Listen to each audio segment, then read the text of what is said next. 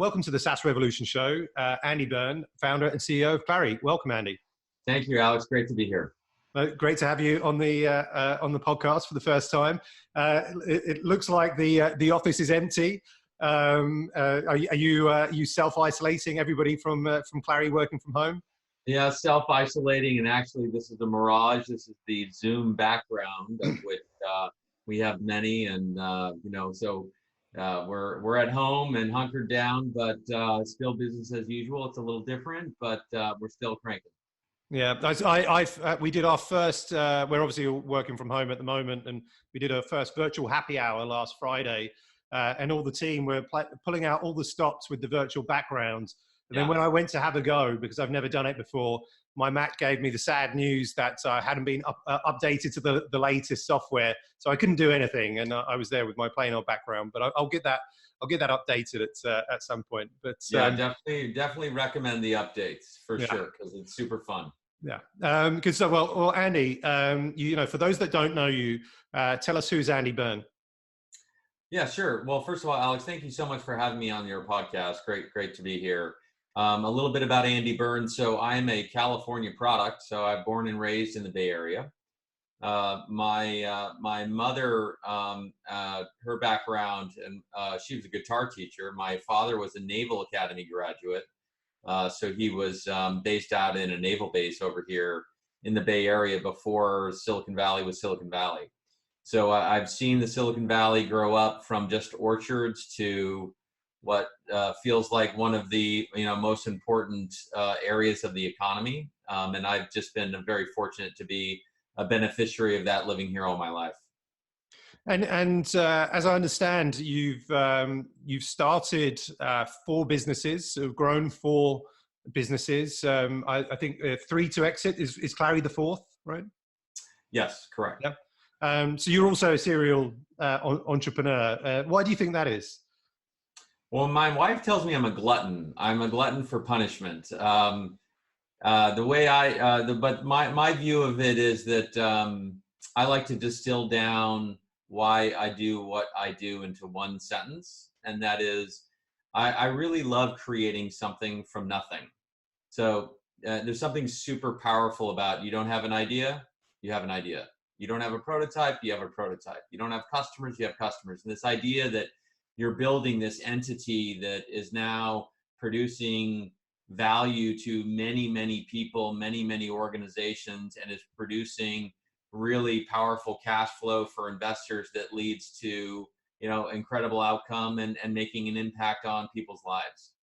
How did you come up with the idea then of Clari? Yeah. So our thesis at Clari was that we thought machine learning was going to do something really big in enterprise software. That was the thing that my CTO, Venkat Rangan, and I were thinking through.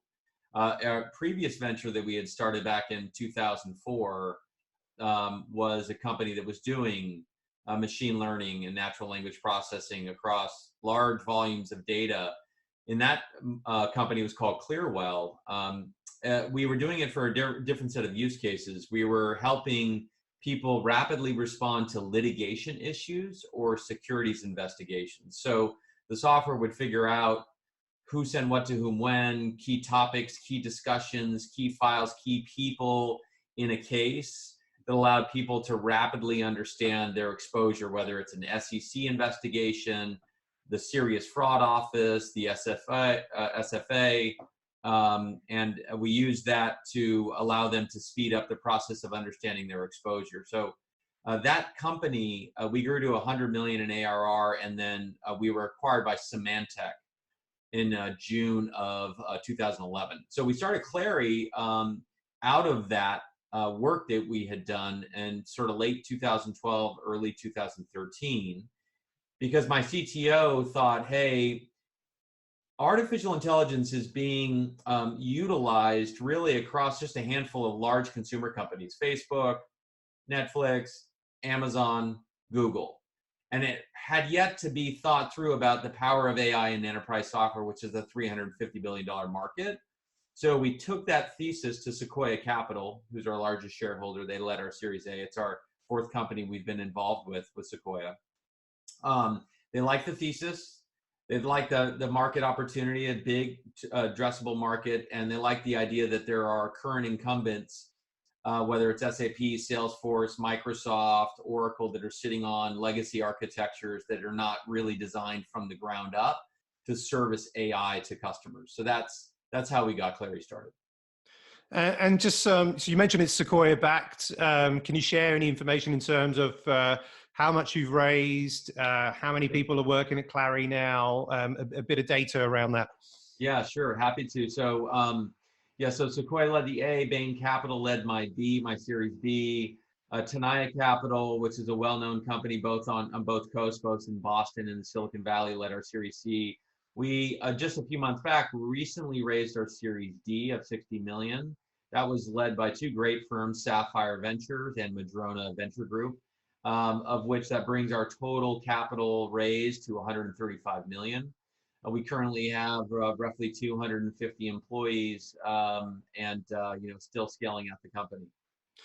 Before we jump into the lessons that you've learned in in growing and scaling SaaS businesses, obviously we're all faced, like the whole world is faced with this global health pandemic of the coronavirus, which nobody perhaps was really kind of saw it coming in January when we're doing our planning for the year, or certainly I can speak for myself, I didn't. And now a lot of the things are kind of out the window, and we're kind of starting again, on our side. But perhaps it's a little bit different, for a SaaS company. But I'm just interested to get your view, worldview on this, and how it's impacted Clari. When did you see, this was coming, something needs to be done? Do you have regular meetings, in terms of like what happens in a disaster situation? What is the planning for a company of your size, and how have you adapted? Yeah, sure. So actually, I think what's interesting that your audience would probably want to learn is the various conversations we're having with CROs and CEOs and board members of both private and public companies that are our customers, and how they're triaging and doing crisis management. Of which, of course, we're right in the middle of this. We have our platform, which is a revenue operations platform, is analyzing all of their, go forward revenue. We're tracking what the reps are doing. We're tracking how engaged the customers are across those deals, and we're projecting where they're going to land. So we're a big piece of a lot of the crisis management that's happening, because they're looking at Clari to tell them what the future holds.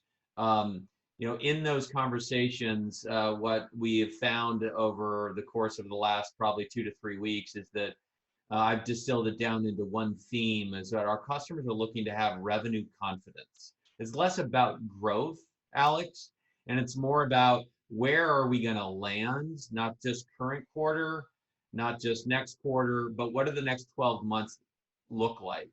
And how can Clari help them give them that confidence that's going to allow them to replan, put the right plan forward, make the right operating adjustments so that they can get back to exceeding their targets, having a good top line, a good expense line, and make sure they can get back to kind of a winning program and a winning culture, which, is going to take a handful of quarters for them to get back to that. So in those meetings, what we're talking about is making sure they have the right sort of data and instrumentation across the end-to-end revenue process, of quickly understanding how the current pipeline is going to convert, quickly understanding customer sentiment across that pipeline, understanding how pipeline creation is trending. And of course, in this current global pandemic and crisis, they're all trending downward. The question is, how far is it going to fall? And then how many cuts do they make? How deep are their cuts? And so those are the conversations we're in. And in a lot of cases, I'll tell you, Alex, that I'm getting unplanned calls from CEOs and CROs of publicly traded companies that are saying, your AI has shifted so dramatically, we're not too sure it's the truth. And we dive in with them and we're telling them, no, actually, based on what we're seeing and the behavior of reps and the behavior of customers, that is the truth. And yes, it's scary, and you need to start planning. And so it's a tough time, but I think we're a valuable asset during these times to give them that revenue confidence. That's good to hear. And I mean, what I wanted to pick your brains on originally, and we're going to stick to that, is because of your sort of wealth of experience in growing and scaling SaaS businesses. Is really looking at the various kind of different stages. The 0 to 1 million. Key lessons that you've learned there along the way. 1 to 10, 10 to 20. If you can. If we go back, I guess, to that that 0 to 1 million stage, what would you say are kind of some of the key lessons that you've learned, and now you're in your fourth business that you can share with our audience? Yeah, sure, happy to. So I'd say 0 to 1 is it's both the most romantic stage of starting the company, and it's also arguably the most uncertain. So there's a level of stress that maybe most people are not too familiar with, as that stress of uncertainty. So it's romantic because the board's not really too concerned about, your revenue targets. You're more concerned about building product, getting into customer accounts, getting, the most important thing I would say, if you were to force me to say in the 0 to 1, it's less about the revenue and it's more about creating learning loops. And you do that by cultivating a handful of what would you think are going to be your ideal target customers, developing deep relationships with them, and being able to get them to trust you, to lean in, to make a bet, to take a risk.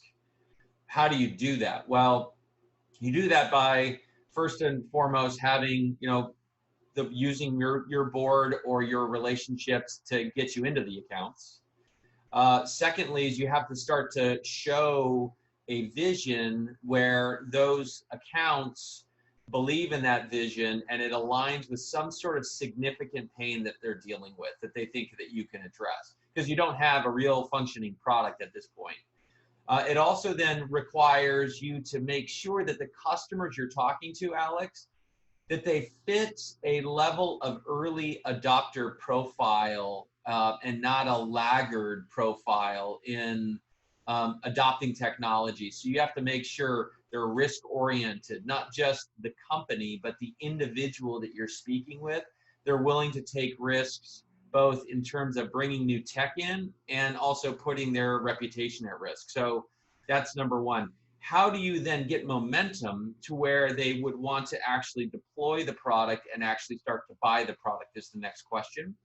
How you get to a point where you're able to deploy it is it's about setting their expectations meeting after meeting and exceeding those expectations, telling them, hey, here's how we're thinking. You show them some screenshots. You show them the vision. It addresses a major pain point. In our case, early at Clari, they were in Excel hell. They were in spreadsheets all over the place, and we were going to show them a new world where they could eliminate a lot of this inefficiency. And so what we did then is we said, okay, let us come back and show you we're going to build the following things. And we would come back and we would build even more. And it was just in a prototype form. And they would say, oh my gosh, not only did you build what you said you would build, but you build even more in a short amount of time. So now they're leaning in, right? And so now they're saying, okay, I'm going to bring in my security folks. I'm going to bring in a couple more people. And you're able to then establish relationships with them. And you run the same playbook. You say you're going to do one thing, set of deliverables, set of features. You exceed that set of deliverables in a really short time frame. You get to the point where they say, okay, we're ready to deploy. That is, and on top of that, you're creating the learning loop. So you got the trust loop, you got the learning loop, and now all of a sudden you've got this momentum within this account and you're doing everything you can to blow them away and solve their problem. So then that's going to get them to now get into a point where they're thinking about doing an early purchase. And it's that sort of workflow, that sequence of events that you execute as an entrepreneur to get yourself a handful of customers to get to that 7 figures of ARR. Is that helpful? Very, very, very helpful. And so now you're at the 7 figures of ARR, and that's a great achievement. There's maybe a little bit less stress because you've hit this kind of milestone, and now you're thinking 10 million, for the next milestone, assuming that you have the ambition, right? Which I think many are. They're not just on the journey just to hit one. So going from that 1 to 10. What kind of changes? What are the key things that you've got to think about here? Yeah, I think that the key changes are really, it comes down to personnel. Right now we're moving out of the garage. We're moving out of a post Series A. We're thinking about a Series B. We get a handful of customers that are saying, I've paid them a nominal amount of money, but I'm planning on spending more. They like the roadmap, et cetera. So now you're looking to raise an additional amount of capital. And as part of that, you need to actually start to think about the team that you're going to actually deploy, not just on the R&D side, but also on the go-to-market side. And generally speaking, your first handful of go-to-market professionals are what I call general athletes. They can do a lot. They're not just coin-operated salespeople. They are more cerebral in nature and more curious in nature. So they're scrappy. They can build pipeline on their own. They don't mind doing their own outbound calling and building what is an early form of pipeline that we can start to then put into some sort of organized manner, showing the investors, both current and future, that this is real pipeline, and being able to actually put those customers in touch with current investors and future investors. Now, we've got some momentum with a larger set of customers based on, call it 1 or 2 general athlete sales reps. And we are now looking like we have the ability to create pipeline that can get us to, call it the 5 million ARR general kind of milestone, that's allowing us to kind of lean in and say, hey, we can go 1, 5, 15 on ARR on an annual basis, that allows the future investors to lean in on a Series B, that then allows you to then raise that Series B based off of a great product vision, B, early investors that are solid investors that led your Series A, and C, customer validation and references where they say, this is solving a massive pain, and their roadmap is something where I'm planning on spending more with the company. Start to harvest that pipeline, execute, close that, and just get a little bit more kind of early startup infrastructure, handful of people as you're starting to build out your sales team, and then just starting to create a brand identity, starting to make sure that you've gone from a really sparse, simple 1 or 2 page website to something that looks actually bigger than you actually are. And hiring a head of marketing doesn't have to be a CMO, can be a scrappy sort of director of marketing that can come in and can work with you, the CEO and the go-to-market team, to make you look bigger than you actually are. And that's allowing us to establish a brand in the market as we're looking to go from that 1 to 5 to 10 million in ARR. Do you find the general athletes that that you bring in for that 1 to 10 phase, once you've got to that 10 million ARR, are they serving a tour of duty that, when you get to 10 and there's a new phase, they go somewhere else and serve that purpose again, and you get somebody else that you're looking for the next phase? Or do you find other positions for them within the business? Like, how does that work? Yes and no. It actually all depends. I mean, sometimes you'll see individuals that that's kind of that's sort of their wheelhouse set of capabilities, and that's where they want to, that's where they want to kind of serve their career. You see others that either A, have the ambition, and B, have the aptitude to scale and to start bringing in a team. We call it, they move from general athlete, individual contributor to player coach, having a handful of reps underneath them and starting to realize that they can actually be a talent magnet and can start to recruit a team under them, and they have both the ambition and the aptitude and the headroom to scale and start running a larger sales team. Post that, as you get to, a team that is sort of greater than 20 or 30 reps, sometimes you'll find that you need to bring in a more seasoned leader that can come in, that has the experience, that is less about tactical execution across pipeline and more about scaling your infrastructure, putting a leadership layer in place as you look to go from 10 million to 25 to 50 million, and having a different style of leadership that's more operational and GM and less about getting deals done, if that makes sense. Yeah, absolutely. And then this kind of 10 to 25, we won't go, I think, like beyond 25, because if we go all the way to 100, we could be here for an hour or two, and I'm conscious of your time. But from that 10 to 25 phase, some key lessons that you've learned from that phase. Yeah, from 10 to 25, I think what you see is the competitive landscape changes. What happens is you see a lot of your competitors that you thought you were competing with are no longer viable. They're gone.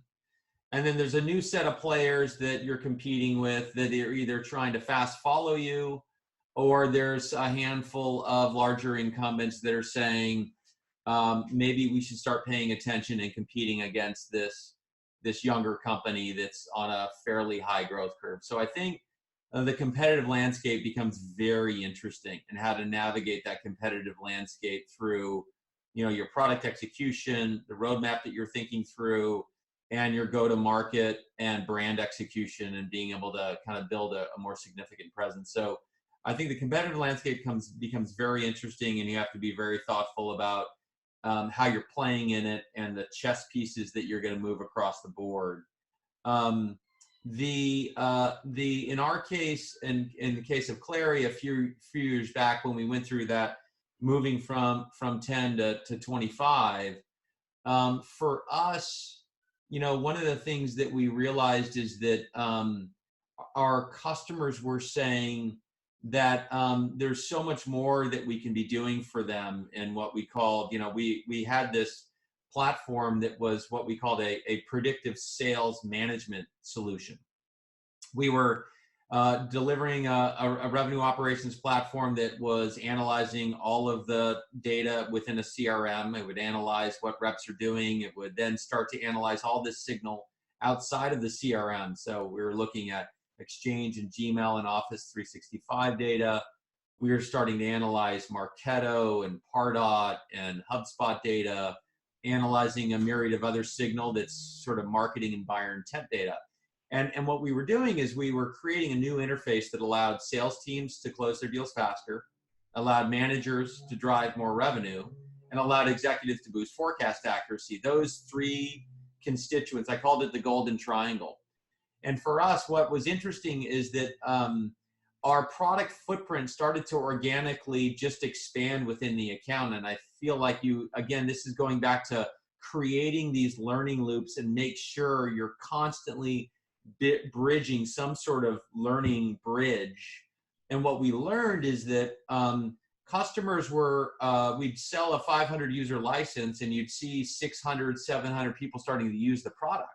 We said, oh, well, what's going on here? And what we realized is marketing was starting to come into Clari because they didn't have any AI that was allowing them to understand how much pipeline should we be creating for Q+1 and Q+2 and out quarters. So we started to see a gravitational pull of marketing people coming in, not just sales. We also started to see people that were concerned about their renewals business. These are account managers, people in customer success wanting to know about churn, upsell, cross-sell, net dollar retention. And so we actually transformed moving the company from this predictive sales management solution to this connected revenue operations platform, where we are serving a larger set of constituents across the revenue process. And so the learning there for us is that always keeping your ear to the ground on how you can expand the product footprint, expand your value delivery, and then earn the right to further monetize the feature set that you're delivering to the customer. So we've seen that happen over the last sort of 1 to 2 years for us, as we're on this now mission to give our customers more revenue confidence in this new era. You mentioned before we started recording the show that you've been for a bike ride this morning. And we always ask our guests how they stay healthy and sane as they run there and scale their companies and large organizations. As being a founder, it's very stressful, the best of times, or it can be. So what's your way of staying healthy and sane? Yeah, my mountain bike is my church, as I always say. When my body allows me to, I'm on it 5-6 days a week. I'm in a fortunate place where in the Silicon Valley, there's some incredible landscape out here that allows you to do some incredible riding. So that's number one. Number two is that about 3 or 4 years ago, I actually started meditation work, which I have to say, Alex, I was incredibly skeptical as a type A, go executive. And that is actually, if I was to point to one thing that has transformed my life, it's meditation. And the third is spending time with my family, and my 2 boys who are 16 and 17 and really frustrated because they're stay at home and they want to be with their friends, and spending time with my wife, Julie, and making sure that, you cherish those moments. But I'll say that, right now, what I'm really inspired by is actually my employee base right now, as we move into this new world where we're work from home. And I see the level of creativity and collaboration that's coming from them. I'm just profoundly moved. I'm humbled. And, what we're seeing is I'm seeing a ton of empathy across not just our employee collaboration, but our engagement with customers. I'm seeing a ton of creativity and collaboration that we actually didn't see previous to this, which is really powerful.